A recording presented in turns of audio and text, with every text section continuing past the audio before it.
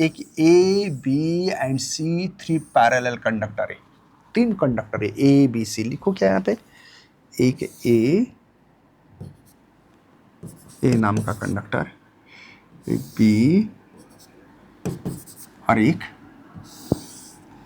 सी conductor निकाले। Equal length है तीनों की। पहले में से जो करंट है बच्चों इसको I1 बोलेंगे, बी में से I2 है, और जो तीसरा है बच्चों 2I रिस्पेक्टिवली, 2I करंट है। Okay, distance between A and B, ये ए और बी के बीच में जो डिस्टेंस है बच्चों वो x है। चलो कोई टेंशन नहीं है। ओके, एंड बी एंड सी का, इनका भी डिस्टेंस x है, मतलब सेम डिस्टेंस पे रखा है। Okay, F1 is the force exerted by the conductor. ठीक है, ओके,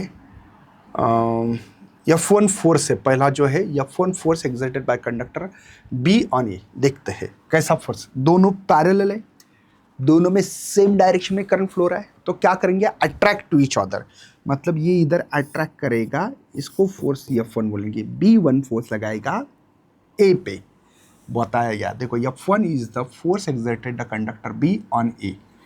ठीक है, F1, और वो एक दूसरे को अट्रैक्ट करते, ऐसे भी बोल सकते है ना, इसलिए मैंने इसका डायरेक्शन इधर लगाया। ओके सर, आगे देखते हैं।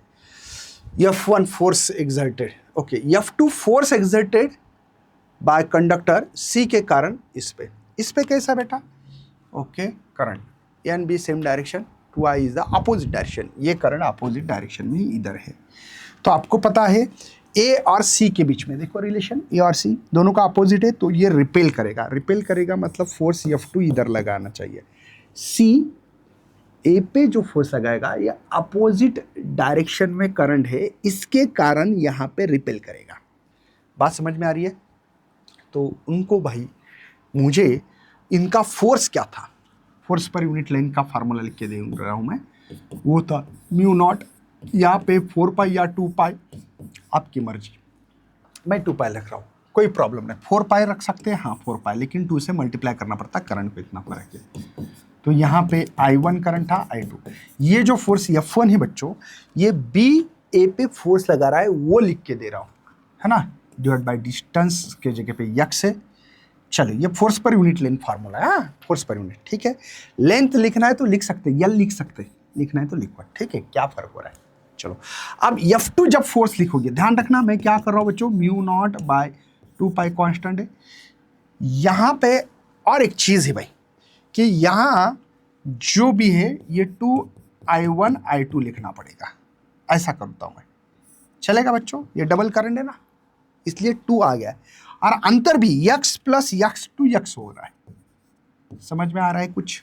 तो आपको एक बात समझ में आनी चाहिए, 2 गेट भी कैंसिल, तो F2 भी फोर्स F1 जैसे लगेगा। देखो mu not by 2 pi I1 I2 divide by x into L, right है।